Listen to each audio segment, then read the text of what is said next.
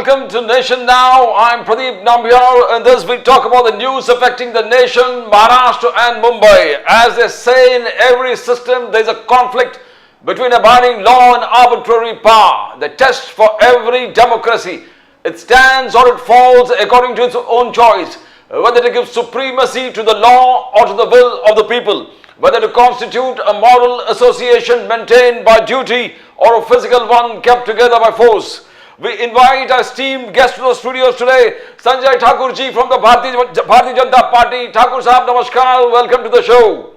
Namaskar. Welcome to the show, Thakur Sahab. And very fantastic new look. Nizamuddin Ryan ji, namaskar. Welcome to the show. Nizamuddin ji, namaskar. And Mahmood Deshmukh ji from the Aam Aadmi Party. So Sanjay Thakur ji from the Bharatiya Janata Party, Nizamuddin Ryan ji from the Indian National Congress, and Mahmood Deshmukh ji from the Aam Aadmi Party. We'll begin the topics. Topic इस प्रकार से है, Make in India. Prime Minister Modi in Poland कहा कि Make in India, Make for the World. पूरे Poland के उद्योगपतियों से कहा कि आप यहाँ पर आए, Make in India, हम पूरे दुनिया के लिए बनाएंगे. और यहाँ पर एक सिद्धांत, बुद्ध नॉट युद्ध. हम गौतम बुद्ध के फॉलोअर्स हैं, हम युद्ध नहीं चाहते, युद्ध कोई समस्या नहीं है, बुद्ध नॉट युद्ध. राहुल गांधी जी का कहना है कि संविधान इस देश का दिल है, सोल है, is soul of the country. Modi ji जाति जनगणना से घबरा रहा है, इसलिए जाति जनगणना इंपोज नहीं कर रहा है, स्टार्ट नहीं, शुरुआत नहीं कर रहा है. मनीष सिसोदिया जी, आम आदमी पार्टी, यात्रा, मनीष सिसोदिया जी के यात्रा, 17 महीने जेल के बाद शिक्षा क्रांति नायक, जबरदस्त तरीके से पूरे दिल्ली में यात्रा. सत्येंद्र जैन, केजरीवाल अब भी जेल में है, अन्याय है. शुरुआत करते हैं आपसे संजय ठाकुर साहब. The new look is fantastic, I like it. Thakur साहब, थैंक यू. ठाकुर साहब, मेक इन इंडिया. उद्योगपतियों को मोदी साहब ने पोलैंड में गिना दिया. आप यहां पर आइए, यहां पर हर चीज इतना फास्टेस्ट ग्रोइंग इकोनॉमी. IMF ने कहा है this is the best place for you to make in India, make for the world. But Rahul Gandhi ji अब भी वही जो आपने कहा कि झूठ बोला, बट राहुल गांधी का कह रहा है कि कॉन्स्टिट्यूशन इस देश की आत्मा है, देश की आत्मा है. मोदी जी उसके कुचल रहे हैं. ठाकुर साहब, we start with you. Modi ji in Poland. देखिए नाम्बियार साहब, ऐसा है कि अगर राहुल गांधी जी कहते हैं कि संविधान इस देश की आत्मा है, तो भारतीय जनता पार्टी ने तो कभी कहा ही नहीं कि संविधान इस देश की आत्मा नहीं है. लेकिन इसका अर्थ ये तो नहीं है ना कि देश का विकास नहीं किया जाए. मेक इन इंडिया का और संविधान का, जब भी मेक इन इंडिया की बात हो तो संविधान खतरे में, ये जो नैरेटिव चलाया जा रहा है इस देश का, बार बार विदेशी ताकतों से कहा जाए कि आप आइए, इस देश का लोकतंत्र खतरे में है, लोकतंत्र बचाइए. मैं पूछना चाहता हूं इन नेताओं से कि क्या जो आपके पड़ोसी देश बांग्लादेश में हो रहा है, ये विदेशी ताकतों के दम पे ही होना संभव हुआ है ना? क्या उन्हीं ताकतों का आह्वान कर रहे हैं आप कि आप भी आ जाइए भारत देश में और इस तरह की गतिविधियां शुरू करिए भारत देश में? मेक इन इंडिया से तो फायदा, ये तो गवर्नमेंट ऑफ इंडिया या नरेंद्र मोदी तो नहीं कह रहे हैं ना कि जीडीपी ग्रोथ 8% की रफ्तार से होगा, तो जो एस्टिमेटेड 2047 की बात कर रहे हो, आपको $50 ट्रिलियन की इकोनॉमी होगी, जो शायद दुनिया की जो सबसे बड़ी इकोनॉमी है उनमें से होगी. ये टॉप 3 इकोनॉमी जो दुनिया की हैं, उनमें पहुंचने की और लक्ष्य रखने की बात अगर नरेंद्र मोदी जी और भारतीय जनता पार्टी की सरकार कर रही है, तो क्यों नहीं इस देश के विपक्षी पार्टियों को इन आह्वान का सहयोग करके अपना योगदान देके भारत देश को 2047 तक 40-50 ट्रिलियन की इकोनॉमी बनाइए, एक मजबूत, सशक्त, सक्षम और स्वयं पर, अपने आप पर आधारित, एक ऐसा जो हर मामले में सक्षम हो, ऐसा भारत बनाने का अगर कोई आह्वान करता है, तो मैं समझता हूं कि इस देश की विपक्षी पार्टियों को भी सहयोग करना चाहिए इस बात में. रही बात संविधान की, तो बिल्कुल संविधान इस देश की आत्मा है. भारत देश संविधान से ही चलता है और संविधान से ही चलेगा. और अगर कोई ये सपना देख रहा है कि किसी टूल किट का इस्तेमाल करके भारत देश में वो चीजें दोहराई जा सकती हैं जो भारत के पड़ोसी देशों में हुआ है, तो ये सपना आप भूल जाइए. आप चाहे जाके रहमान से मीटिंग करिए, चाहे यूनुस जी से मीटिंग करिए, ये घटनाएं होने के 6 महीने पहले कीजिए. पहले तो आप ये खुलासा करिए कि जिन लोगों का पड़ोसी देशों को अस्थिर करने में हाथ है, उन लोगों से 6 महीने पहले आपकी मीटिंग हुई थी, तो आपने क्या मीटिंग की थी उनसे? आपने उनको कोई इनपुट दिया था, या आपने उनका कोई सहयोग किया, या आपने उनसे हाथ जोड़ के कहा कि भाई हमारे भारत देश में ऐसा मत करो? क्या हुआ था उस मीटिंग में? इसका तो खुलासा करना पड़ेगा ना हमारे देश के नेताओं को। Nizamuddin ji, Nizamuddin Rayan ji from the Indian National Congress. Nizamuddin ji से आपने सुना संजय ठाकुर जी बोले कि देश के बाहर पोलैंड में जाके जिस प्रकार से प्रधानमंत्री इस देश का मार्केटिंग कर रहा है जबरदस्त तरीके से, और 10 साल में उन्होंने 10 साल में उन्होंने याद दिलाया पोलैंड को कि 4 करोड़ घर हमने बनाया, हमने 4 पोलैंड ऑलरेडी 3 न्यू पोलैंड इस देश में बनाया 10 सालों में। तो विकास, विकसित भारत का विकास दिखा दिया पोलैंड में, और वहां के इंडस्ट्रियलिस्ट को न्योता दिया, इनविटेशन दिया यहां पर आके make in India, make for the world. तो कहां आज भी राहुल गांधी जी संविधान खतरे में है, संविधान को अपने हाथों में करा कि ये अपना आत्मा, देश की आत्मा है, मोदी जी कुचल रहे हैं, क्या तकलीफ है निजामुद्दीन जी? अभी सिंह साहब कह रहे थे, आपने देखा होगा कि पूरे 1 साल की बात करता हूं, बाकी तो 9 साल छोड़ दो, देश से हजारों इंडस्ट्रीज भाग गए हिंदुस्तान छोड़कर। उन्होंने अपनी नागरिकता ले ली बाहर जाकर, जो दूसरी कंट्रीज में जाकर हिंदुस्तान के बड़े बड़े इंडस्ट्रीज भारत इसलिए छोड़ के चले जा रहे हैं कि मोदी जी झूठ के अलावा कोई बात नहीं करते। जब भी दुनिया के किसी देश में जाते हैं तो ऐसा बात करते हैं, ऐसा लगता है कि सारा कुछ मोदी जी ने कर दिया है, अब इस देश में कुछ करने को बचा नहीं, इतना सारा कुछ कर दिया है कि बात ही नहीं होनी है। लेकिन आप इनका गजट उठा के देखिए कि देश के बड़े बड़े इंडस्ट्री इनकी बेवकूफियों से, इनके पागलपन से छोड़कर देश जा रहे हैं। और जहां तक वो संविधान पे अभी ये बहस कर रहे थे, इनको शायद मालूम नहीं है सिंह साहब को, अगर उन्होंने 15 तारीख को प्रधानमंत्री का भाषण सुना हो तो संजय ठाकुर जी, दर्द उनका संजय ठाकुर साहब फ्रॉम द बीजेपी। सुनिए, मैं नाबियार साहब बात पूरी करने दीजिए। सुनिए नाबियार साहब, सुनिए मेरी बात। आप अभी निजामुद्दीन 15 तारीख को भारत के प्रधानमंत्री ने लाल किले से ये कहा कि हमको जो है किस तरह का डेवलपमेंट और किस तरह से संविधान बदलने वाली वो चर्चा आ गई, क्योंकि उन्होंने जब इलेक्शन जनरल था तो 400 सीटें इसीलिए मांग रहे थे। दर्जनों उनके सांसद ने देश में घूम घूम कर लोगों से कहा कि भाई हमको 400 दे दो, हमको देश का संविधान बदलना है। वो जब पूरी नहीं हुई इच्छा तो वो दर्द जो है 15 तारीख के प्रधानमंत्री के भाषण में छलक गया। अगर देश में डेवलपमेंट दिख रहा है और डेवलपमेंट आ रही है तो आपने बहुत अच्छे से देखा कि देश के बड़े बड़े इंडस्ट्रीज भारत छोड़ के भाग रहे हैं। रोज जितने अलग अलग सेक्टर के लोग हैं सिर्फ इसीलिए भाग रहे हैं, सिर्फ मोदी जी का हर चीज दिखावा हो रहा है कि मैंने ये डेवलपमेंट कर दिया, यहाँ 20 लाख करोड़ दे दिया, यहाँ 50 लाख करोड़ दे दिया, यहाँ 1000 करोड़ दे दिया, लेकिन धरातल पर वो कुछ नहीं दिख रहा है। देश में बेरोजगारी की हालत इस कदर पहुंच गई है कि आज पूरे भारत में जितना युवा है वो तबाह बर्बाद हो गया है।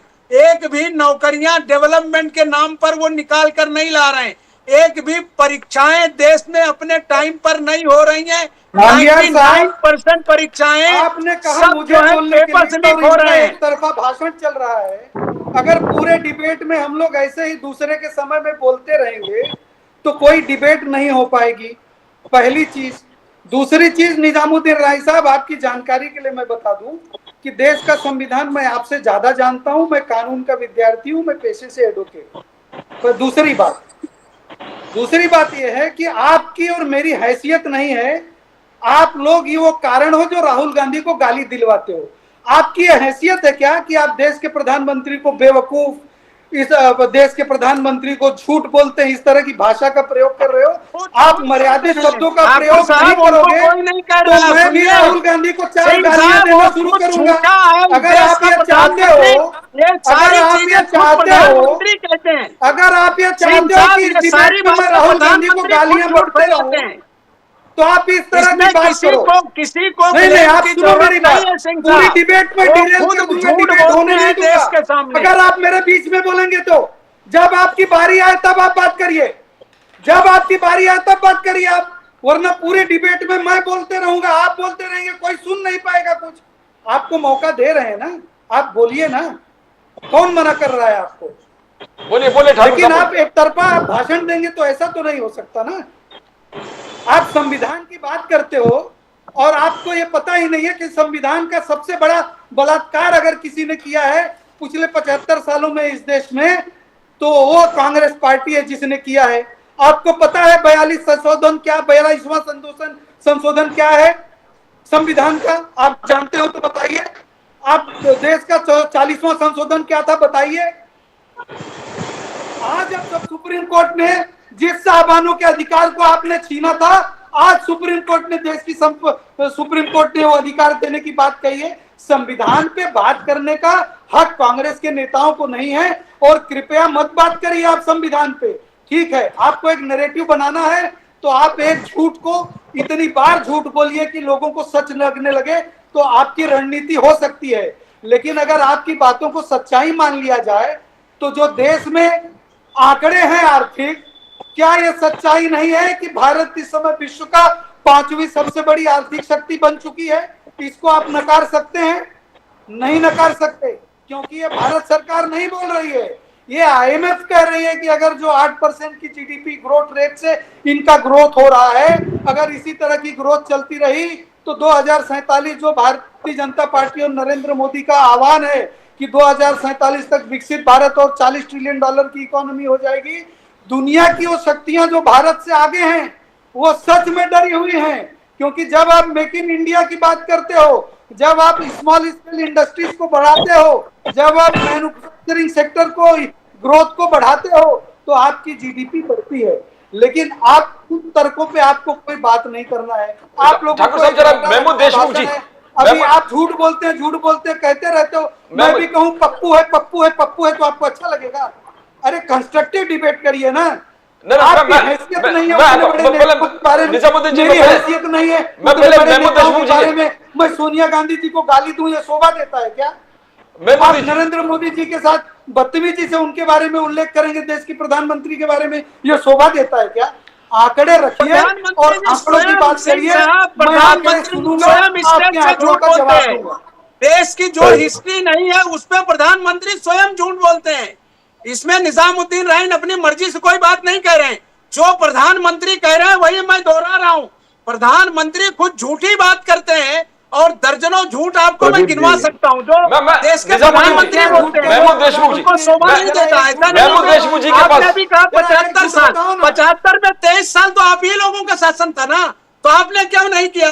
झूठी बातें करना प्रधानमंत्री की आदत है, सारे लोग जानते हैं। इसमें निजामुद्दीन रहीन या कांग्रेस वाला नहीं करना, और झूठे तरीके से लोगों को जेल में रखने का काम भी आप ही लोग कर रहे हैं। जब लगातार आप सालों से इस देश के राजनीति और सत्ता से बुरी तरह से विफल हो, जब पूरी कोई विफल नहीं है। आज भी राहुल गांधी की ताकत के सामने मोदी जी नतमस्तक हैं। आज भी संसद छोड़ के भाग जाते हैं मोदी जी। देशमुख जी, विदेशियों की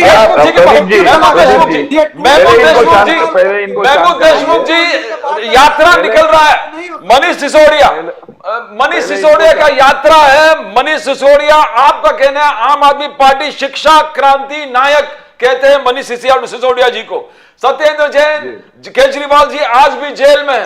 ये यात्रा किस लिए? महमूद देशमुख जी, देखिए, शिक्षा क्रांति की यात्रा जो है वो मनीष सिसोदिया जी के नेतृत्व में निकली है। वो वाकई जिस तरीके से उन्होंने काम किया है दिल्ली के अंदर, आप देखते होंगे शिक्षा में जो क्रांति वाकई में दिल्ली में जो आई है, इस देश के अंदर ये पहली बार ऐसा हो रहा है कि जब शुरुआत में जब ये बात हो रही थी कि भाई वाकई में फ्री में शिक्षा मिल सकती है क्या, या वो शिक्षा का स्टैंडर्ड मिल सकता है क्या बच्चों को, तो आप लोगों ने अपनी आंखों से देख लिया है कि सरकारी स्कूलों में भी जो प्राइवेट कॉन्वेंट स्कूल में पढ़ाई होती है उसी टाइप की पढ़ाई सरकारी स्कूलों में मिल रही है। इसमें कोई शंका नहीं है। मैं, हमारे संजय सिंह मेरे पुराने मित्र हैं, संजोग है कि मैं आपके माध्यम से अभी हम लोग सामने आए हैं। निजामुद्दीन भाई, एक बात मैं कहना चाहूंगा। अभी प्रदीप जी ने एक बात कही कि हमारे देश के प्रधानमंत्री पोलैंड में जाके उन्होंने कहा कि ये देश बुद्ध का है ना, हम युद्ध नहीं चाहते, ये देश बुद्ध का है। बड़ा अच्छा लगा ये बात सुनकर कि कैसा है कि आपने कम से कम ये तो मान लिया ये देश वाकई में गौतम बुद्ध का है। ये गोडसे का और सावरकर का देश नहीं है, ये बुद्ध और गांधी का देश है। ये माना, इसके लिए मैं बहुत बहुत शुक्रिया अदा करूंगा उस बात का। और ये सही बात है कि देश के प्रधानमंत्री है, हमको मान सम्मान के तरीके से ही बात करना चाहिए। भले ही अभी वो कुछ कहते हैं, उनके कथनी करनी में बहुत अंतर है, वो किसके लिए काम कर रहे हैं ये पूरा देश जान रहा है। मैं हमारे मित्र संजय सिंह जी से एक बात कहना चाहूंगा। संजय ठाकुर जी, संजय ठाकुर। हाँ, मैं मेरे पुराने मित्र हैं, हम साथ में हमने काम किया है यूथ कांग्रेस में, है ना। वो भी कांग्रेस में रहे, मैं भी कांग्रेस में रहा हूँ। देखिए, हम कांग्रेस में रहे, कांग्रेस का हमको इसलिए गर्व रहा है कि कांग्रेस ने इस देश को आजादी में एक बहुत बड़ा योगदान रहा है, इस देश की आजादी में कांग्रेस का। लेकिन वक्त के साथ में बहुत कुछ बदलाव हुआ, कुछ हालात बदले होंगे, जो भी कुछ हुआ होगा, लेकिन हम गाली नहीं देंगे, किसी को भी गाली देना भी नहीं चाहिए, ये हमारे संस्कार भी नहीं है। लेकिन आज अगर संजय सिंह जी, एक बात बताता हूं मैं आपको, ये जो आपने कहा ना कि जो नैरेटिव चला गया संविधान बदलने का, ये नैरेटिव नहीं है, ये आपके ही पार्टी के चंद नेताओं ने, वो क्यों बोला, किस लिए बोला, उतावलेपन में बोला या खुद खुशी में उन्होंने खुदकुशी कर रही, उन्होंने खुद कहा कि भाई 400 अगर 400 पार हम जाएंगे तो इस देश का संविधान बदल देंगे हम लोग। तो ये किसी कांग्रेस ने या इंडिया अलायंस के लोगों ने नहीं कहा था, आपके ही लोगों ने ये चीज चलाया, 400 का जो नैरेटिव चलाया कि हम 400 पार आएंगे तो इस देश का संविधान बदल देंगे। और एक बात सुनिए, ये देश जो है ना, इस संविधान से ही चलेगा।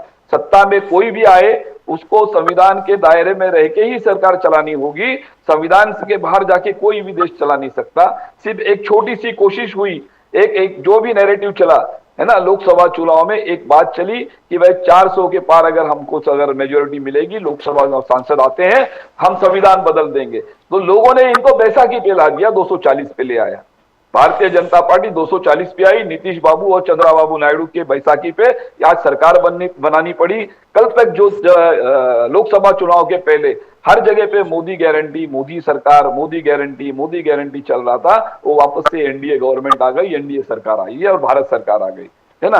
तो देखिए, सत्ता में आप बने रहिए, सत्ता में आ गए, अच्छी बात है, कोई बात नहीं है, लेकिन आप देश के विकास के लिए काम करें। आप जाके, ठीक है, आप पोलैंड में जो कह रहे हैं वो कह रहे हैं, लेकिन आप मणिपुर चल रहा है, आप यहाँ पे आप देख लिए मुंबई शहर के अंदर आज हालात क्या है, बदलापुर चल रहा है, लॉ एंड ऑर्डर का मसला है, छोटी छोटी बच्चियों के साथ में आज जो हरकतें हो रही हैं, जिस हद तक मतलब ये हो रहे कारगुजारी जो हो रही है, ये इस देश के इतिहास में पहले ऐसे कभी नहीं हुआ। तो आप ये भी सोचिए, सिर्फ विकास का मतलब क्या है, अमन चैन होना चाहिए, सुकून होना चाहिए। जैसे अभी निजाम भाई ने बोला, ये हकीकत है, कई उद्योगपति ये देश छोड़ के चले गए, कई नागरिकों ने मतलब इस देश की नागरिकता छोड़ी है, ये हमारे लिए शर्मनाक बात है। हमारे देश का नागरिक, हमारे देश का अगर उद्योगपति देश छोड़ के अगर वो बाहर जा रहा है, तो ये हमारे लिए वाकई में शर्मनाक बात है। ये हमें इसके बारे में चिंतन करने की आवश्यकता है, ये ऐसे हालात क्यों बन रहे हैं। तो उसकी वजह एक बात मैं कहूंगा, मेरे मित्र हैं संजय जी, एक बात सुनिए, क्योंकि ये लोगों के जो उद्योगपति है इस देश का, वो सिर्फ ये जान रहा है कि हमारे प्रधानमंत्री जी अगर किसी के लिए काम कर रहे हैं तो सिर्फ 2 उद्योगपति के लिए कर रहे हैं, एक है गौतम अदानी, दूसरे है मुकेश अंबानी। जग जाहिर है संजय ठाकुर जी, इससे दो लोगों के लिए वो काम हो रहा है इस देश के अंदर। तो फिर मैं बताता हूँ। हाँ, बोलिए, चलिए संजय भाई बोलिए, मेरी बात हो गई। तो महमूद भाई हमारे पुराने मित्र हैं। हाँ, महमूद भाई अभी जहाँ बैठे हैं, शायद अभी कुछ दिनों पहले आए होंगे वहाँ। महमूद भाई को याद ना हो तो मैं याद कराना चाहता हूँ कि राजनीति में बैसाखियां, दिल्ली की राजनीति में एक दूसरे का घनघोर समर्थन करके, उनको सबसे ज्यादा भ्रष्टाचारी बता के पार्टी बना के जो लोग सत्ता में आए, वो उसी कांग्रेस के समर्थन से भी सत्ता चलाई दिल्ली की। वो राजनीति की एक व्यवस्था थी उस समय की। आज वो विपक्ष जो कहता है कि भारतीय जनता पार्टी को बैसाखी पे ला दिया इस देश की जनता ने, वो विपक्ष ये भूल जाता है कि हर राज्य में एक दूसरे का विरोध करने के बावजूद, एक दूसरे का घनघोर विरोध करने के बावजूद, नरेंद्र मोदी जी की सफलता से उनको रोकने के लिए एकजुट होकर जब सब बैठे, तब भी जो भारतीय जनता पार्टी का 240 का आंकड़ा है उसके नीचे ही रहे। पूरा विपक्ष मिलकर भी उस आंकड़े को नहीं पहुंच सका। इस बात को तो मानेंगे ना आप। तो आज भी जो सिंगल लार्जेस्ट पार्टी है, जो 10 साल का यूपीए का शासन था कांग्रेस का, उस समय आप कांग्रेस में थे और निजामुद्दीन राहीम तब भी थे, आज भी हैं। पूछिए जरा इनसे कि कांग्रेस उन 10 सालों में कितने एमपी थे कांग्रेस के। पूछिए जरा, 150 का आंकड़ा पार करते थे क्या? तो देश की राजनीति में एक ऐसा समय आया, और वो प्रयोग भी भारतीय जनता पार्टी ने ही किया था, देश हित में किया था, कि बार बार इस देश में चुनाव ना हो, इसलिए भारतीय जनता पार्टी अटल बिहारी वाजपेयी जी ने एक प्रयोग किया था कि इस देश में गठबंधन की राजनीति भी हो और लाइक माइंडेड पीपल एक साथ में आए, उनका अपना कॉमन मिनिमम प्रोग्राम हो और एक साथ मिलकर वो काम करें। और उसका फायदा कांग्रेस ने लिया और 10 सालों तक यूपीए 1 यूपीए 2 चलाया उन्होंने। गठबंधन की सरकारें थी, 26 27 पार्टियों की सरकार चला रहे थे, वो कोई बुरी बात नहीं है। लेकिन आज भी भारतीय जनता पार्टी पिछले 25 सालों में जितना कांग्रेस का रिकॉर्ड रहा हो उससे ज्यादा आज तीसरे टर्म में नरेंद्र मोदी और भारतीय जनता पार्टी की सरकार, और 240 का आंकड़ा अकेले भारतीय जनता पार्टी अगर लेके आती है तो ये भारतीय जनता पार्टी को इस देश के लोगों का आशीर्वाद है। रही बात इस देश को छोड़ के जाने वालों की, निजामुद्दीन भाई, तो आपको एक बात बताना चाहता हूं। 2014 में इस देश की सरकार आने के पहले इस देश में ओपन विंडो दिया जाता था भ्रष्टाचारियों को, और जब इस देश में कार्रवाई शुरू हो गई भ्रष्टाचारियों पर, पकड़ के अंदर किए जाने लगे, जो जीएसटी की लूट, सर्विस टैक्स की लूट, इनकम टैक्स की लूट, टीडीएस की लूट जो लोगों ने किया था ना, जब उनको पकड़ के अंदर करना शुरू किया तो जो इस देश में भ्रष्टाचार किए हुए लोग, कांग्रेस से जो पोषित लोग थे, वो लोग जरूर देश छोड़ के गए हैं, लेकिन चोरों के देश के छोड़ जाने से फर्क नहीं पड़ता। जो राष्ट्रवादी लोग थे वो इस देश में काम कर रहे थे, इसीलिए इस देश की आर्थिक प्रगति भी हो रही है और इस देश की इकोनॉमी भी बढ़ रही है, इस देश का ग्रोथ रेट भी बढ़ रहा है। आप एक बात समझ लीजिए ठीक से कि इस देश में जब भी भ्रष्टाचार पे आपको प्रहार किया जाएगा, ये तो मजबूरी है कांग्रेस प्रेसिडेंट की और कांग्रेस के नेताओं की। आप बताइए कि क्या था यंग इंडिया, कौन सी कंपनी है, क्या उसमें घपला नहीं हुआ? कैसे कुछ हजार में और लाख रुपए में कांग्रेस पार्टी की प्रॉपर्टी को अपने घर की प्रॉपर्टी बना लिया, अपनी कंपनी में ले लिया, उसकी वजह से बेल लेना पड़ा। अगर आप इतने सच्चे हैं, ऐसा है तो ऐसी स्थितियां आती हैं। सुनिए संजय, आरोप करने से तो खाली नहीं होगा ना। ऐसा है संजय सिंह जी, एक बात सुनिए, हाँ। ये भ्रष्टाचार के मामले में बोलने का भारतीय जनता पार्टी को नैतिक अधिकार नहीं है, नैतिक अधिकार नहीं है। बनाया किसने? अरे बात सुनिए, आपको अरे सुनिए, 70,000 करोड़ का सुनिए 70,000 करोड़ के घोटाले वाले अजीत पवार को आप अपने गले लगा लेते हो, डिप्टी सीएम बना रहे हो अपनी सरकार में। आप सभी भ्रष्टाचारियों को आपने गले लगा लिए हैं, वो कौन बोलेगा? आपके प्रधानमंत्री से लेकर आपके नेता 90% या तो भ्रष्टाचारी हैं या रेपिस्ट हैं। आज भी ये आपका इतिहास है, मेरा नहीं है। अगर आपको अभी भी पता नहीं है तो आपके जो सांसद अभी गए हैं उसमें 60% से ज्यादा जिनके क्रिमिनल रिकास्ट है वो आपने देखा ही नहीं। राहुल गांधी पे आप बात कर रहे हैं जितने सब आप सुनो अभी, मुख्यमंत्रियों सुनो, हम सुन रहे थे ना आपको चुपचाप। आज भ्रष्टाचारियों को आप आपके साथ ले आए तो अब आप ईमानदारी का रखवाला कैसे पहन सकते हो? और उसी की सजा जनता को।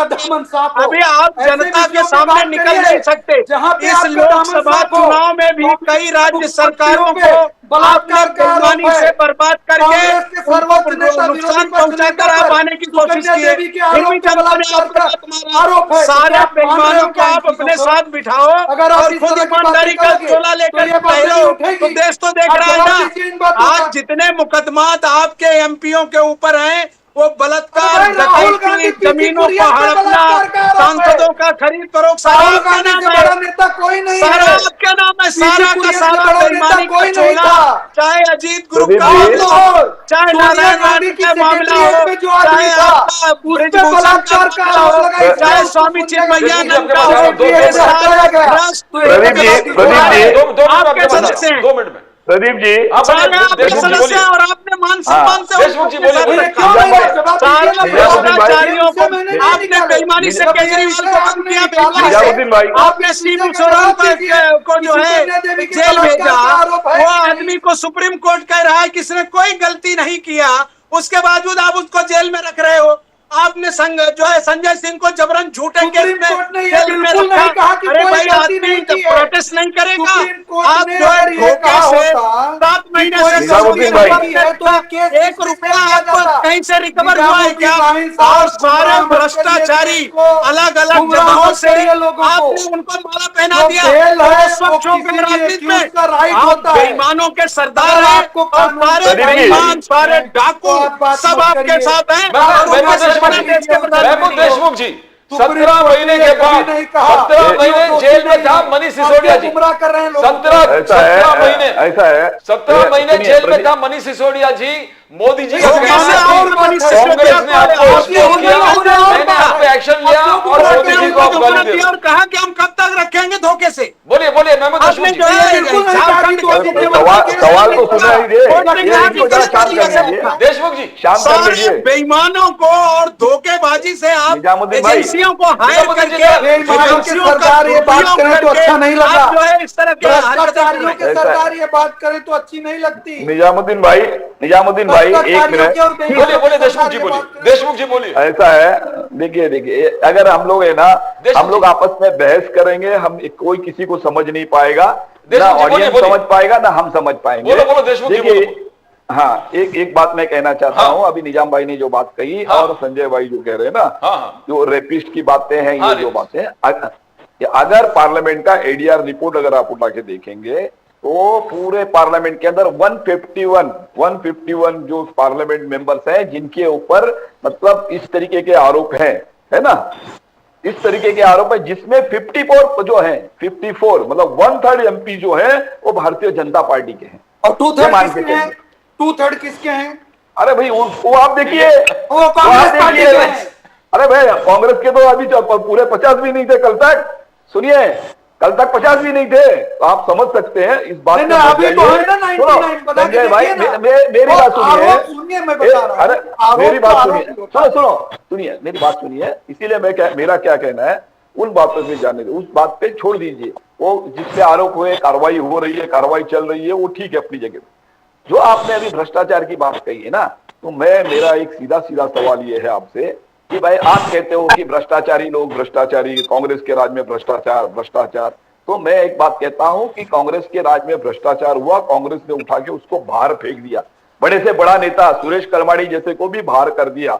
सुनो, तो कांग्रेस ने कभी किसी भ्रष्टाचारी को गले नहीं लगाया था, है ना। और उसके विपरीत जाकर मैं हाल फिलहाल की घटना कहता हूं कि भोपाल में इस देश के प्रधानमंत्री सम्माननीय नरेंद्र मोदी जी बड़े जोश मतलब खरोश में मतलब पब्लिक मीटिंग में कहते हैं कि 70,000 करोड़ का घोटाला अजित पवार ने किया है महाराष्ट्र में, और 15 दिन के बाद में ऐसी क्या बात हो जाती है कि उस अजित पवार को आप गले लगाते हो और यहाँ पे डिप्टी सीएम और फिर वही तिजोरी की चाबी फाइनेंस मिनिस्टर उनको बनाया जाता है। इसका जवाब है आपके पास? देशमुख साहब, और जवाब ऐसे देता कई हूं। नेता है, जवाब देता कई हूं। नेता है इस देश जवाब के देता अंदर। हूं आपको। जवाब वो देता लंबी हूं। चौड़ी लिस्ट है भाई मेरे। भाई, सुनो, जवाब देता हूं ना वो आपको जितने भाई। इस देश भाई, के जवाब भ्रष्टाचारी देता हूं। थे उनको आपने गले लगा लिया है ना। तो भ्रष्टाचार पे बोलने का आपको कोई नैतिक अधिकार नहीं है। यही मेहरबानी करके आप भ्रष्टाचार पे तो मत यही बोलिए, कह- या तो इनको बाहर कर दीजिए, जिस बढ़िया भोपाल होगा। की बात की ना आपने, जिस भोपाल जी। की बात की ना आपने, हाँ, हाँ। आप जी। कह रहे हैं ना कि कांग्रेस ने गले नहीं लगाया। आज भी कांग्रेस के जो सबसे बड़े नेता है, सर्वोच्च नेता है, भ्रष्टाचार के आरोप में जमानत पे हैं। क्या बात करते हैं आप? और उसी भोपाल में उसी भोपाल में हुआ कांग्रेस उसी में भोपाल में आपने देखा गैस कि लीक 2 हुई, दिन के गैस भी लीक सारे हुई। स्कैम सुनिए, जिसको सुनिए, आपने सुनिए, झूठे सुनिए, तरीके से रखा था वो सब आप क्लीन अपनी होके बारी बाहर आने आए। पे बोलिए। सबको कोर्ट ने उनको निजामुद्दीन क्लीन चिट राइन, दिया, आपकी किसी बारी नेता ने आएगी, क्लीन चिट नहीं तब दिया। उस पे आप आपके यहाँ तो बात वॉशिंग करिए। मशीन में डालते अभी हैं, आपकी बाहर बारी आएगी, निकल तब आते हैं बात और वो करिए, क्लीन फिर हो पूरे जाते हैं। निजामुद्दीन जी जरा सुनिए ना। आपने किसको निजामुद्दीन अपने हाथ जी में जरा किया? वो देशमुख जी का जवाब दे रहे हैं, देशमुख जी का जवाब दे रहे हैं। ठाकुर आप साहब जरा जवाब सुनिए सुन ना। लीजिए, फिर अपनी बात करिए ना। क्यों कूद रहे उसके हैं? बाद निजामुद्दीन जी आपके पास आता हूं मैं। बोलिए बोलिए ठाकुर साहब बोलिए। उसी भोपाल में देशमुख साहब, भोपाल गैस ट्रेजेडी हुई, गैस लीक हुआ और हजारों की तादाद में लोग मर गए, लाखों की तादाद में लोग लूले लंगड़े हो गए। उस समय के कांग्रेस के नेता आदरणीय स्वर्गीय राजीव गांधी जी ने उस समय के कांग्रेस के मुख्यमंत्री स्वर्गीय अर्जुन सिंह को कहा और मुख्यमंत्री की सरकार की गाड़ी में उस भोपाल गैस ट्रेजेडी का जो सबसे मुख्य सीईओ कार्यकारी अधिकारी था, वो कांग्रेस की सरकार की गाड़ी में ऑफिशियली एयरपोर्ट पे भेजकर ऑफिशियली उसको एरोप्लेन दिया गया चार्टर्ड और उसको देश से भगाया गया। ये भ्रष्टाचार का इतिहास है।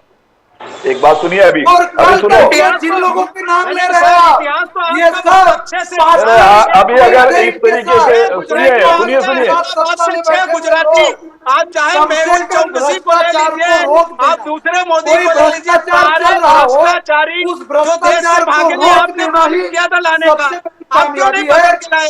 14 साल आप शासन में रहे तो 14 साल राजनीतिक गंगा है, और भारतीय जनता पार्टी में जो आके यहाँ का जलपान करेगा उसको ये निश्चित पता है कि अब आगे अगर भ्रष्टाचार करोगे तो तुम्हारी भी मौत वैसे होगी जैसे औरों की हुई है। इसीलिए गले लगा रहे हो सबको। निजामुद्दीन जी बिल्कुल बात है, इसीलिए गले लगा रहे हो। मैं पहली बात तो मैं आपको एक क्लियर कर देता हूँ प्रदीप जी। अच्छा देशमुख जी, बोले देशमुख जी, सुनिए, बोले अंतर है। ऐसा है प्रदीप जी, हाँ बोलिए बोलिए। अभी इन्होंने जो राजीव जी का नाम लिया, अर्जुन सिंह जी का नाम लिया, भोपाल कांड जो है ना, भोपाल गैस कांड की जाती है बात कर रहे हैं। सुनिए, वो एक टेक्निकल पॉइंट था, जिस जैसे कहते हैं ना कि वो क्या है, उसका कुछ एविडेंस किसी के पास नहीं है। एविडेंस है, सुनो मेरी बात संजय भाई, अभी सुनो, अरे बात तो सुनो ना, रिपोर्ट की बात करूंगा मैं। सुनिए, वो गैस लीकेज जो हुआ है उसमें डायरेक्टली किसी का इन्वॉल्वमेंट उस बंदे का नहीं था, और वो एक फॉरेन कंपनी थी, उसका इन्वॉल्वमेंट था, उसने मेंटेनेंस ही नहीं किया। मेरी बात सुनो ना, वो नेग्लिजेंस, मेरी बात सुन लो, लगा हो जाएगा तो हिंदुस्तानी करेंगे, कोई अमेरिका तो मरने वाला नहीं था। मेरी बात सुन लो, अरे अभी बात तो सुनोगे भाई, सुनो। वो एक नेग्लिजेंस का ऑफेंस होता है, और नेग्लिजेंस के हिसाब नेग्लिजेंस हुआ है तो वो डायरेक्ट कोई मर्डर नहीं। यहाँ पे तो आपके यहाँ पे लोगों ने, अभी मैं किस्सा अगर सुनाने जाऊंगा, डायरेक्ट लोगों को उजाड़ा है, लोगों को खत्म किया है, लोगों को मारा है ना, उनको आप गले लगा रहे हो। नहीं, उनको आप गले लगा रहे हो। हाँ, लाखों कई कत्लेआम आपने करवाए। अरे सर, अभी तो सारे बेईमान जो इनके साथ थे अभी भागे हैं ना। विजय माल्या कब भागा? उसके बाद मेहुल चौकसी का पीएनबी का घोटाला नहीं हुआ। ये सब आपके साथ लेके, ये सब आपके मित्र हैं। रॉबर्ट वाड्रा और राहुल गांधी जाते थे। ये तो आपने अभी भागा। अजहर मसूद को किसने छोड़ा? और ये सारे मोदी आप लगातार सेल्फ गोल कर रहे हैं। मेहुल चौकसी की फोटो प्रधानमंत्री के साथ मिल जाएगी, विजय माल्या की फोटो प्रधानमंत्री के साथ मिल जाएगी, सारे शराब के व्यापार करने वालों की बात। अरे भाई, प्रदीप जी, पैसों में आपका शेयर है, अजहर मसूद को किसने छोड़ा? शेयर है ना, अजहर मसूद को किसने छोड़ा? जवाब नहीं है तो 70% देखा नहीं। करंट दे रहा हूँ अभी जो आपने शुरू किया है। अरे भाई, अभी आपने सारे गुजरातियों को जिन बड़े बड़े घोटालों में आपने भगाया ना, तो आपके रिश्तेदार लगते थे तभी भगाया ना आपने। अगर आपको देश से प्यार होता तो ये देश छोड़कर कैसे गए? तो जिनकी सरकार थी उनको जेल भेजते हैं आप। आपके मंत्री को इस्तीफा देना चाहिए था। कैसे भागा चौकसी? कैसे भागा विजय माल्या? कैसे भागे दूसरा मोदी? कैसे भागा? अरे अजहर मसूद छोड़ा, आपके नाम के नीचे भागे संजय सिंह जी। देखो, बीजेपी के पास कोई नैतिकता नहीं है, हिंदुत्व ने भी उनको लात मार दिया, सारे धर्माचार्यों ने उनका डब्बा गोल कर दिया है, और ये बेईमानी से इस चुनाव में आपको थोड़ी मदद मिल गई थी।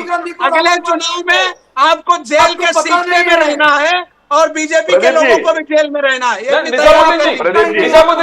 निजामुद्दीन जी, ये प्राइम मिनिस्टर मोदी का रिपोर्ट कार्ड है। ये रिपोर्ट कार्ड आप क्या गलत ठहराएंगे? पीएम किसान 80 करोड़ गरीब लोगों को मुफ्त खाना किसने बनाया? 4 करोड़ लोगों को आवास, उज्ज्वला में 12 करोड़, आयुष्मान में 12 करोड़, नल से जल 15 करोड़, हर घर शौचालय 15 करोड़। 5 साल अटल जी की सरकार थी, उन्होंने अच्छा काम किया। अटल बिहारी वाजपेयी ने, नरेंद्र मोदी ने 10 वर्ष में इस देश की सारी चीजों को बेचा, और बेचना छोड़ दीजिए। आज जितना कर्जा इस देश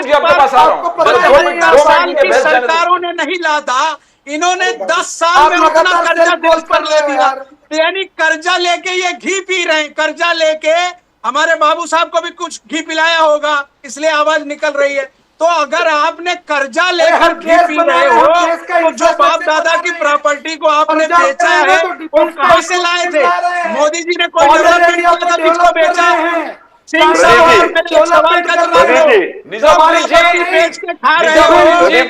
बीजेपी का आरोप है पैसा लेना है,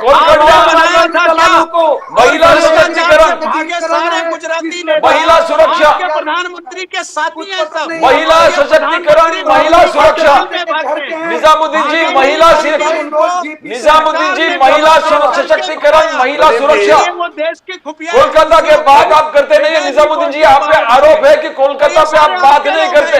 निजामुद्दीन जी कोलकाता में, कोलकाता रेप केस में आप बात नहीं करते। कोलकाता केस, महिला सुरक्षा, कांग्रेस को डिफेंड करना सब जगह मोदी भ्रष्टाचार का पैसा वही लगा रहे हैं। महमूद देशमुख जी आप लोग कोलकाता केस के बारे में बोलते नहीं है। महिला सुरक्षा, देशमुख जी, देशमुख जी, कांग्रेसी नेता ठाकुर सुनो, आपके खिलाफ जो आवाज उठाए उसे जेल भेज दो। अरे क्या और जो बात आपके कर रहे हो? हाँ में हाँ मिला है वो गलत बात भ्रष्टाचारी मत ने, करो। तो भी उसका स्वागत करो। कैसे दोगले हो भाई राजनीति? देशमुख जी, देशमुख जी, इंडिया अलायंस महिला सुरक्षा के बारे में बोलते नहीं, कोलकाता केस के बारे में बोलते नहीं है। इंडिया अलायंस के पार्टी बिकॉज सहयोगी दल है, क्या इसमें कितना सच है? कोलकाता में आप आवाज नहीं उठाते, बात नहीं करते, सुप्रीम कोर्ट को इंटरफेयर करना पड़ा।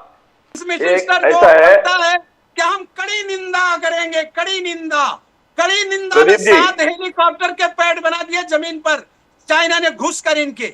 झूठी बातें करना, बोले कहाँ घुस गया चाइना? चाइना तुम्हारे जमाने में झूठ सुनो, अक्साई चीफ कांग्रेस की जगह लिया चाइना, क्योंकि इसके अलावा कुछ ये नहीं। कांग्रेस वाले। अरे प्रदीप जी का सवाल देखिए, प्रदीप जी बोले देशमुख जी, बोलिए देशमुख जी बोलिए।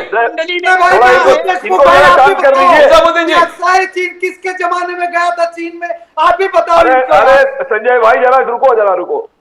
महिला सुरक्षा के बारे में बात करते हैं। महिला सुरक्षा, आप चुप क्यों हो? इंडिया अलायंस चुप क्यों हो? कोलकाता में बहनों को नंगे घुमाया गया, प्रधानमंत्री देखने नहीं चाहते। यही कह रहा हूँ, निजामुद्दीन भाई और ये कोई निजामुद्दीन भाई, अभी उत्तराखंड में इनकी सरकार इनको है, एक ही बात लगाना है। संविधान ऐसा है। संविधान निजामुद्दीन भाई, कितना झूठ बोलोगे? प्रदीप जी, उत्तर प्रदेश की प्रदीप जी, देशमुख जी बोलिए, देशमुख जी बोलिए। इनको जरा शांत करवाइए। निजामुद्दीन जी जरा सुनिए, निजामुद्दीन जी जरा सुनिए, निजामुद्दीन जी जरा सुनिए, देशमुख जी को बोलने दो, देशमुख जी को बोलने दो, बहुत बोले आप जरा देशमुख जी का सुनिए ना, देशमुख जी को बोलने दो। निजामुद्दीन जी, आपने FIR नहीं होने दिया सिर्फ इसलिए कोई बीजेपी का है। निजामुद्दीन जी, देशमुख जी को बोलने दो। 24 घंटे में जितना बड़ा ऐसा है, है देखिए। 7 जन्म में नहीं कर सकते। 24 ऐसा है। घंटे के अंदर एक्शन हुआ है, क्या बात कर रहे हो? देखिए मेरी बात महाराष्ट्र में भी सुनिए। नैरेटिव चलाना चाहते हो, दंगा कराना चाहते हो महाराष्ट्र में। संजय जी एक संजय भाई मेरी बात सुनो, मेरी बात सुनो। हेलो अभी निजाम भाई, निजामुद्दीन भाई 2 मिनट आप है 24 घंटे के अंदर एक्शन किया। प्रदीप जी बोलिए देशमुख जी बोलिए। महाराष्ट्र में कभी नहीं हुई। अरे मैं बाहर हो जाऊं क्या? देशमुख जी बोलिए। अरे निजामुद्दीन जी इधर उनको बोलने अरे ये दो, लोग ही बोल रहे हैं, उनको बोलने दो। इस तरीके से। इंडिया अलायंस का पार्टनर है, इंडिया अलायंस का अगर पार्टनर है देशमुख जी, अगर ये बोलने लोग तो दो। नहीं निजामुद्दीन जी, मतलब क्या है? निजामुद्दीन जी भाई सुनिए, आप उनको बचाना चाहते हो, निजामुद्दीन जी बचाने सुनिए। मैं उनको कह रहा हूं शांत हो जाइए। अरे सुनिए, देशमुख जी बोलिए, देशमुख जी बोलिए। अगर हम लोग मुद्दे पे बात करेंगे हाँ, तो बढ़िया रहेगा।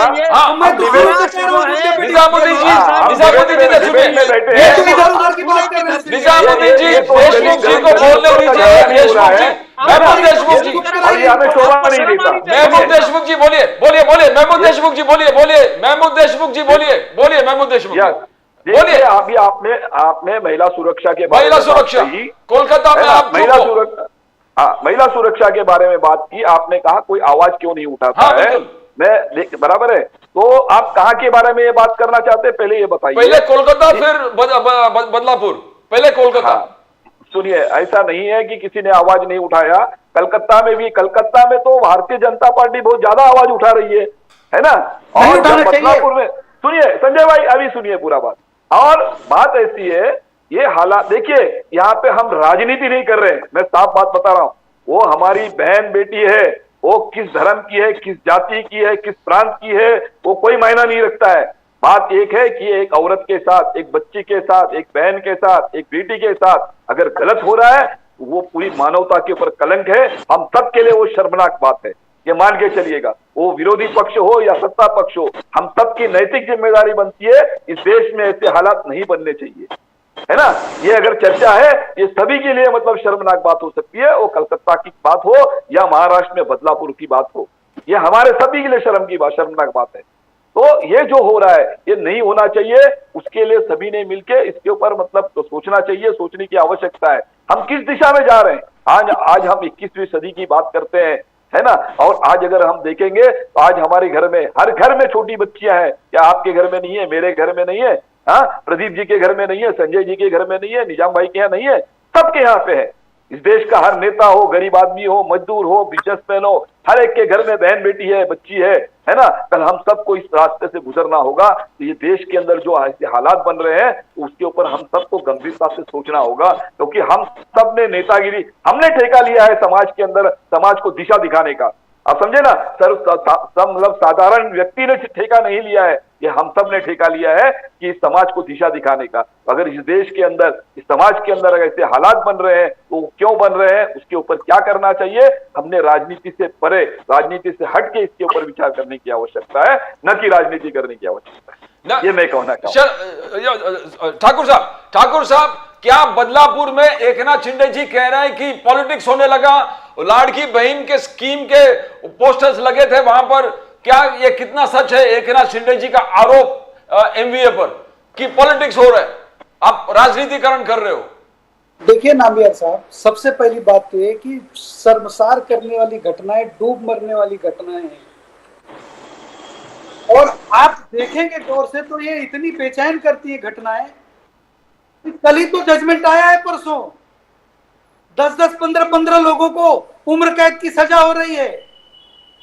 ये जो नराधम लोग हैं, ये जो अमानवीय कृत्य करने वाले लोग, इनको जरा सा भी पता नहीं कैसी मानसिकता के लोग हैं, कितने मानसिक रूप से विक्षिप्त और वहशी लोग हैं ये लोग, जो इस तरह की घटनाओं में लिप्त हो जाते हैं। और ये बिल्कुल भी आरोप प्रत्यारोप करने का विषय ही नहीं है। ये इतनी शर्मसार करने वाली और इतना गंभीर विषय है कि इस विषय पे इस देश की सभी पार्टियों को एकजुट होकर आगे आकर ये कहना चाहिए। और मैं कहना चाहता हूं कि 15 अगस्त के दिन लाल किले से भी प्रधानमंत्री जी के भाषण को अगर किसी ने ध्यान से सुना हो तो उन्होंने इन बातों का भी जिक्र किया है कि सीधे फांसी पे लटकाने वाली बात होनी चाहिए, इस तरह की चीजों के लिए जीरो टॉलरेंस होना चाहिए। और हम लोगों ने जहां जहां ये हमारी सरकारें, हमने जीरो टॉलरेंस का ही संवेदनशीलता भी रखी हुई है। और यहां भी घटना ज्यों प्रकाश में आई, इमीडिएटली देवेंद्र फडणवीस जी एक्टिव हुए और इमीडिएट उन्होंने एक्शन लिया है। भारतीय जनता पार्टी और भारतीय जनता पार्टी के लोग कभी भी इस तरह की चीजों में, स्वप्न में भी इन चीजों का समर्थन नहीं कर सकते और इन चीजों के विषय में बिल्कुल ही संवेदनशील और गंभीर हैं। लेकिन दर्द तब होता है जब इस तरह की विषयों को लेकर भी राजनीतिक लोग राजनीतिक भाषणबाजी करने लगते हैं और इसको राजनीतिक विषय बनाकर इसकी गंभीरता को कम करने का प्रयास करते हैं। ऐसा बिल्कुल नहीं होना चाहिए।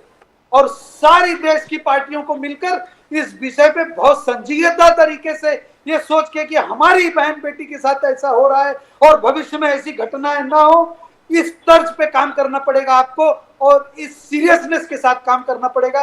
ये डूब मरने वाली घटनाएं हैं। ये 21वीं सदी के भारत में और उस भारत में जहां हम प्रकृति की पूजा करते हो, वृक्षों की पूजा करते हो, जल की पूजा करते हो, वहां हम अपनी माँ बहनों की, अपनी बेटियों की भी रक्षा नहीं कर पा रहे हैं, तो शर्म से डूब मरने की बात है। इस विषय पे बात करनी चाहिए, इस पे गंभीरता से चिंतन करना चाहिए और इसको खत्म करने की चाहे जो लेवल पे जाके कानून बनाना पड़े, चाहे जो करना पड़े, ये करके हम सबों को ये करना पड़ेगा और ये करना ही पड़ेगा। मैं इस मत का देखा। अभी प्रदीप जी, निजामुद्दीन जी, निजामुद्दीन जी को थोड़ा बोलने दो। निजामुद्दीन जी, प्रधानमंत्री का भाषण सुनना चाहिए, ऐसा उन्होंने कहा।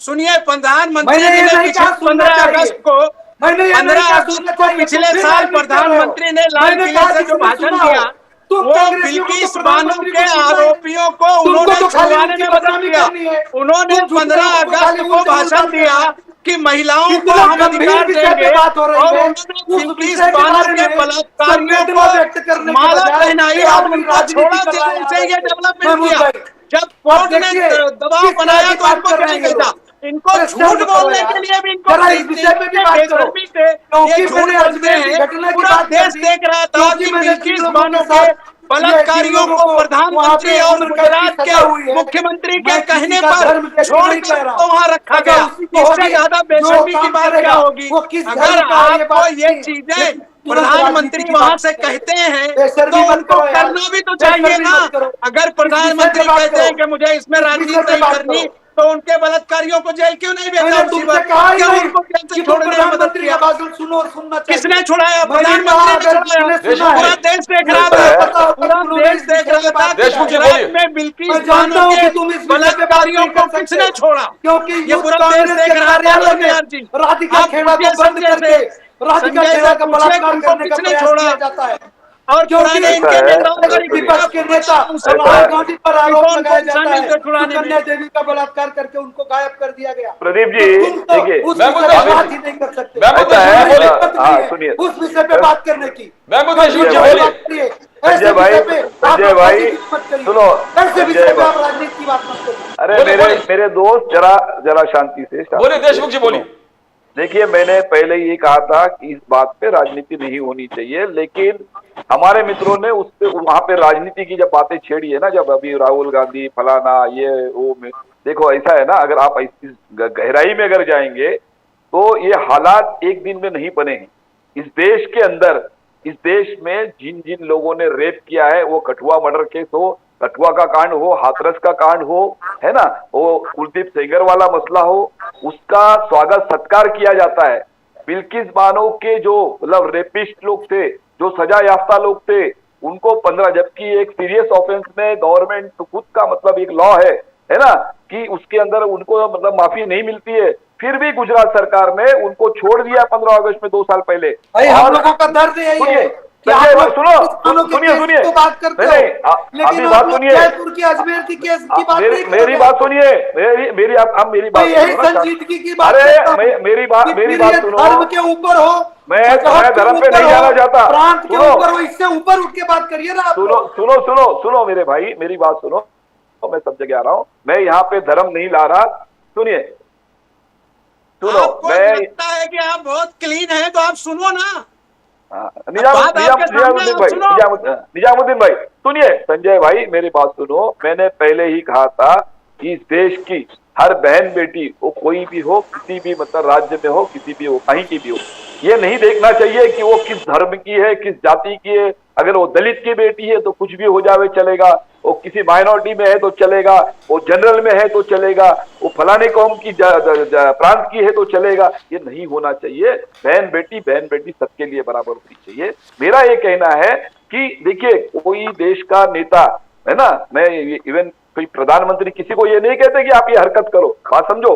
लेकिन आज जो पूरे देश में जो ऐसे हालात बन गए, कई जगह बलात्कारियों का जो सत्कार किया गया इस देश के अंदर, है ना, आपके बृजभूषण शरण सिंह जैसे लोग जिनके ऊपर आरोप लगे, है ना, उसके ऊपर धरना प्रदर्शन हुआ, उसके बावजूद उस बंदे पे कोई कार्रवाई नहीं होती है, तो छोटे मोटे जो लोग होते हैं ना, उनकी मानसिकता, उनका नैतिक उनका बढ़ जाता है। सांसद रहते हुए, सुनो संजय भाई, बात सुनो, आप बदलापुर की केस लिया गया है बृजभूषण शरण सुनो, अरे मेरी बात सुनो, मैं बदलापुर की बात पे आ रहा हूं। बात सुनिए, बदलापुर की जो बात कर रहे हैं ना, बदलापुर के अंदर केस लेने के लिए 12 घंटा लगता है। बात सुनिए, 12 घंटा तक उस बच्ची की माँ, प्रेग्नेंट औरत, है ना, पुलिस स्टेशन के बाहर खड़ी रहती है, उसकी कोई सुनवाई नहीं होती है। आप अंदाजा लगा सकते हो। बिल्कुल दुखदाई है। मैं कह दूं, सुनिए ना, ज्यादा शर्मनाक बात हो ही नहीं सकती। संजय भाई मेरी बात सुनिए। सरकार के संज्ञान में बात आई, देवेंद्र अभी फडणवीस जी के संज्ञान में बात आई, उतने ही एक्शन भी हुए उसमें। आप ये बात भी तो करिए ना आप। सुनिए ना, मैं करता हूं ना, मैं आता हूं उन बातों पे। मेरी बात को सुनिए। मैं ये जानना चाहता हूं कि 12 घंटा एक लेडीज को अगर पुलिस स्टेशन के बाहर उस पैसेज में अगर इंतजार करना पड़ता एक प्रेग्नेंट लेडी को अपनी बच्ची के खिलाफ शिकायत करने के लिए, तो उस पुलिस डिपार्टमेंट पे किसका प्रेशर था, ये मैं जानना चाहता हूँ यहाँ चैनल के माध्यम से। सुनिए बहुत सारे कांग्रेस के एमएलए और शिवसेना के एमएलए फोन करते रहते हैं। प्रेशर जिसका था वो मुझे नहीं पता महमूद भाई, सुनो ना, लेकिन जिसका एक्शन था उसने 24 घंटे के अंदर उस पुलिस स्टेशन के सीनियर इंस्पेक्टर और उसको सस्पेंड कर दिया गया है। सुनो मेरी बात तो सुनोगे, सस्पेंड किया गया कि नहीं किया गया?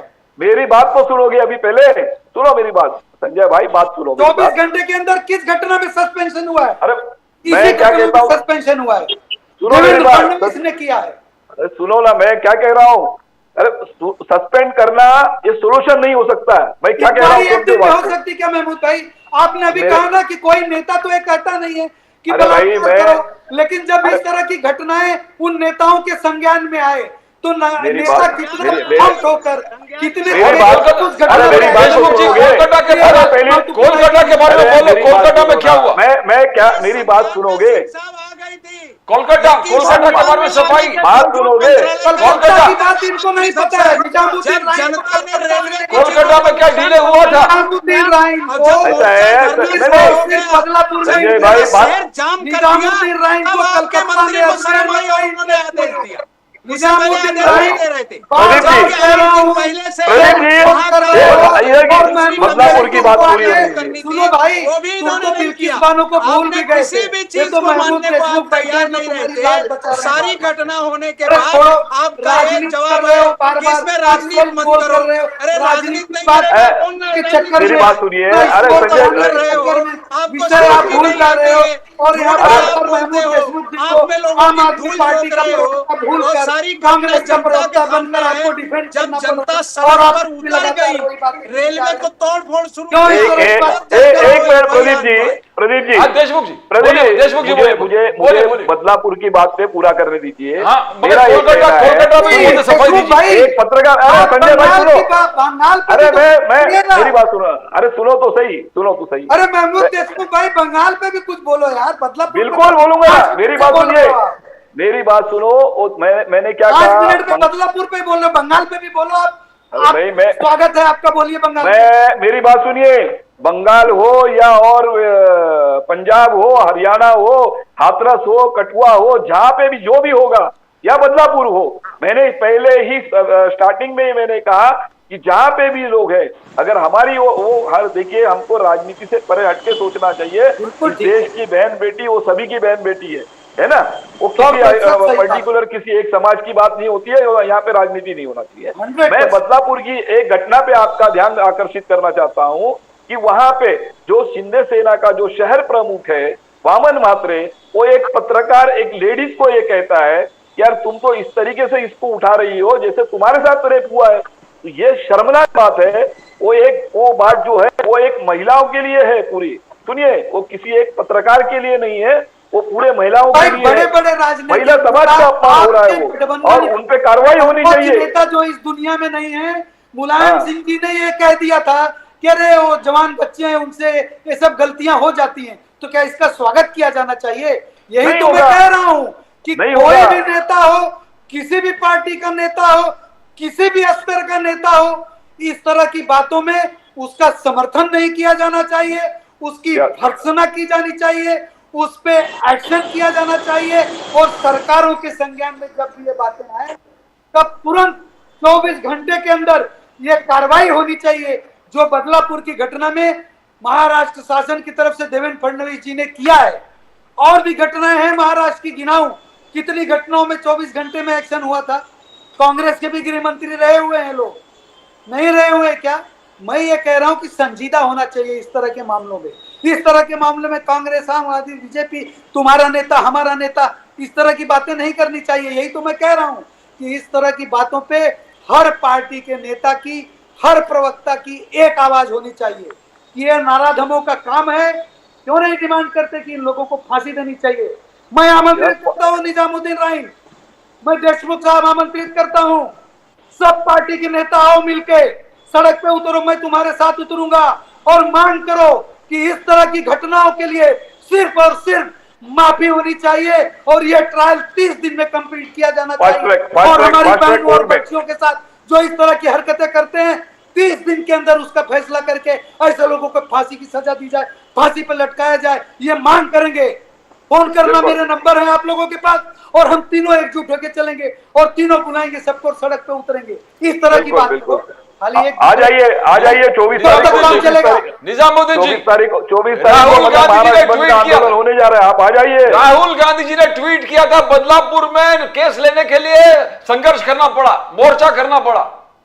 ये कितना सच्चाई है ना अच्छा सर? होता, कितना अच्छा बिल्कुल होता सही है कि एक सच्चाई इतनी है। बड़ी घटना कितना जब अच्छा होता 12 कि घंटे बंगाल के गुजर बारे में गए, भी एक ट्वीट उतने लोगों जल्दी को करते। उस एक केस को रजिस्टर करने कितना के लिए अच्छा होता सड़कों पर कि आना वायनाड के बारे पड़ा। में भी जब बड़ा उतनी जल्दी आंदोलन ट्वीट वहां कर की देते हो। जनता ने किया, अरे ये राहुल आंदोलन गांधी, किसी देखिए कांग्रेसी या ऐसा है किसी कि दो दूसरी मुंही पार्टी बात ने नहीं करते किया, हैं ये और कोई भी आंदोलन इंसान जो जब दो है मुंही बात करता पूरे है, वहां की ये जनता ने समझता किया। है कि उसमें जब उसका आंदोलन हो intention क्या गया है।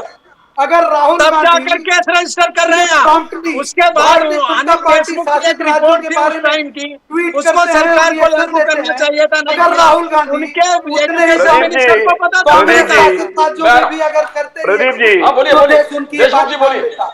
लेकिन राहुल देशमुख गांधी जी। वायनाड के बारे में नहीं बोलते। प्रदीप जी। बोलिए, राहुल देशमुख। गांधी प्रदीप कलकत्ते जी। के हाँ, बारे में बोलिए। नहीं बोलेंगे। बोलिए, बोलिए, राहुल बोलिए। गांधी को जो नैरेटिव राहुल जी, गांधी बोलिए। अकेला नेता है जो राहुल देश के हर मैं सब्जेक्ट में बोलते मैं हैं। एक बात वो narrative राहुल मुझे गांधी सूट अकेला करेगा, नेता है मैं जो उसकी पढ़ा बात लिखा है, करूंगा। जाहिल नहीं है। क्यों नहीं कहते पढ़ा राहुल लिखा है गांधी नेता कि मैं संसद में ममता है, बनर्जी से गठबंधन जो तोड़ दूंगा, सही बातों को ममता रखता है बनर्जी को और देश के इंडी हर गठबंधन सभा से में बाहर बोलता है। करूंगा। आपके ममता बनर्जी प्रधानमंत्री इस पे भागते हैं अकेले। मीडिया क्यों से, नहीं कहते आपके राहुल प्रधानमंत्री गांधी? नहीं भागते हैं कहेंगे, डिबेट से। नहीं जो कहेंगे। पढ़ा देशमुख जी लिखा बोलिए, नेता देशमुख जी है, बोलिए। आप उसको हिम्मत कभी नहीं बात है। नहीं हाँ, कर बोलिए। सकते। आपकी हिम्मत ही नहीं है। आप देखिए महमूद मैं देशमुख जी ने कितने हल्के में उड़ा दिया कि आ जाइए 24 तारीख को हम लोग भारत क्यों लिए, क्यों भारत बंद कर रहे हो भाई? इस विषय के लिए एक दिन बंद डिक्लेयर करो तब आएंगे। 24 तारीख को तुम्हारा एजेंडा चलाने के लिए, तुम्हारा सेट किया हुआ नैरेटिव चलाने के लिए नहीं आएंगे। 24 हमारी बेटियों बहनों पे हो रहे अत्याचारों के बारे में एक दिन आप डिक्लेयर हाँ, करो। बेटियों हम पर आएंगे, अत्याचार पूरी ताकत सरकार के साथ आपकी है। आएंगे। आइए ना, बेटियों और बहनों वेलकम पे है, वेलकम अत्याचार है। किया।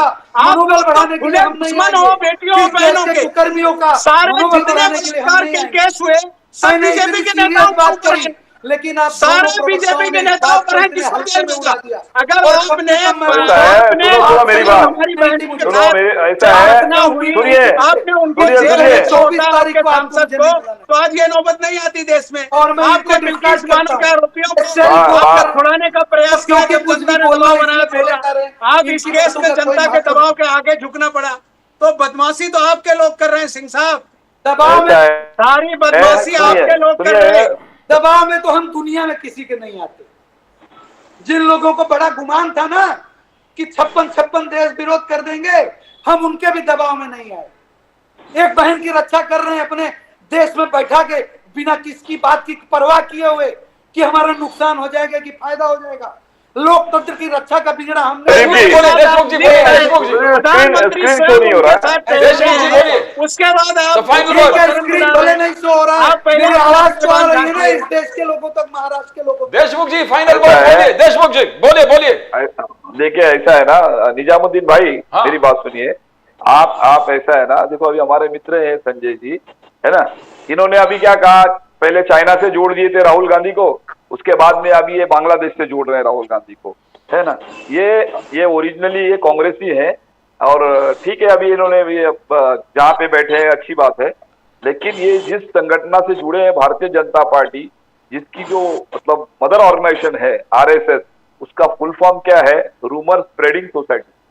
तो rumour spreading society, rumour spread करने में ये इनका हाथ कोई नहीं पकड़ सकता है, आरएसएस वालों का, भारतीय जनता पार्टी वालों। ये इस तरीके से रूमर फैला देंगे कि आदमी को उलझा देते हैं। कभी ये बोलेंगे राहुल गांधी, ये मतलब राहुल गांधी गद्दार है, ये सब मतलब भारतीय जनता पार्टी में जो है वो देशभक्त है, और उसके बाद में जो भी लोग हैं वो देश के गद्दार। नहीं अभी सुनिए संजय भाई, मेरी बात सुनिए, नहीं मेरी बात सुनिए। आपने जो आम सवाल अत्याचारी उठाया, पार्टी को ये पता ही नहीं है कि मेरी बात सुनो। कांग्रेस के सर्वोच्च नेता, वो चाहे इंदिरा गांधी जी रही हो, चाहे सरदार पटेल साहब रहे हो, उन लोगों ने सब ने आरएसएस की, विचार परिवार की, संघ परिवार की समय समय पे भर भर के प्रशंसा की है। चाहे आरएसएस पे बैन किसने लाया था? नहीं मुझे बताइए, गांधी जी सुनो रही हो, अरे चाहे आरएसएस कितने भी बड़े नेता रहे मेरी बात सुनो, सारे लोग अगर आपको आरएसएस पे डिबेट करना होगा ना, सुनिए सुनिए आरएसएस के ऊपर डिबेट अगर करना होगा, कभी भी अगर आप 1 डिबेट घंटे का रखवा 2 लेना, घंटे का मैं डिबेट में आ रखिए, जाऊंगा। आरएसएस पे आप डिबेट डिबेट रखिए। रखवा लेना, आरएसएस का मैं इस डिबेट देश में आ की आजादी में क्या योगदान था, वायनाड ये में मुझे ना बता जो दो। राहुल गांधी का लोकसभा आरएसएस का क्या योगदान था इस वायनाड देश की में आजादी में, मुझे आरएसएस बता के देना। लोग सेवा हाँ। कर रहे थे वहाँ, कहाँ पे आरएसएस सेवा के कर रहे लोग थे? सेवा कर रहे हैं। अरे भाई, ये राहुल मुझे गांधी को बताइए तो ना। पता भी नहीं था। अरे 4 दिन राहुल बाद गांधी का उनको सवाल होश नहीं, आया कि राहुल गांधी वायनाड का में खानदान कुछ तो था। और आरएसएस राहुल के गांधी का खानदान तो स्वयंसेवक था। वहाँ पे जाके सेवा दे रहे हैं अपने मुझे- बिना जान की परवाह किए हुए। मुझे अरे ये आप भारत अपना पाकिस्तान अपने का मन से युद्ध कुछ शुरू भी हुआ। बोलोगे। चाट रहे थे, ये अंग्रेजों के दलाल थे, तब भी इमरजेंसी अभी और आगे भी। अंग्रेजों के अंग्रेजों के मुंगेरी दलाल कर रहे थे, थे, मुंगेरी। पूरा देश जानता है इसमें बोलने की जरूरत नहीं That's है। all, gentlemen. That's all. Sanjay Thakur sir, thank you very much. Nizamuddin ji, thank you very much. Mehmood Deshmukh ji, thank you very much. It has been a fantastic show. बहुत जबरदस्त तरीके से आपने अपने पक्ष रखा. Thank you for being on the show. Thakur साहब, thank you so much. Nizamuddin जी साहब, thank you very much. Deshmukh जी, देशमुख साहब, thank you so much. Thank you so much for being on the show. Thank you. Thank you very much. Thank you. Thank you. नमस्कार। जय हिंद, जय हिंद। जय हिंद। नमस्कार, नमस्कार, चलो। नमस्कार, नमस्कार. As we always end with the preamble to the Constitution, the preamble screams, "We the people hereby resolve to constitute India into a sovereign, socialist, secular, democratic republic and to secure to all its citizens justice, equality, liberty and fraternity. Justice that is social, economic and political. Equality is equality before the law and equal protection of rights. Liberty is freedom of speech, expression, faith, worship and belief. Right to life, liberty and pursuit of happiness. Fraternity, believing in eternal brotherhood, believing in the territorial and political integrity of the nation." As we always say, whichever party and all parties together constitute this republic. They constitute this republic, they represent the Constitution, and they all to work together to see that fundamental pillars of the Constitution are safe and secure. Because as we always say, if the pillars of the Constitution are safe and secure, the republic is secure, the people of the republic are secure. To subscribe to this channel, please listen to that bell, click on the button, you'll get the latest updates from Nation Now.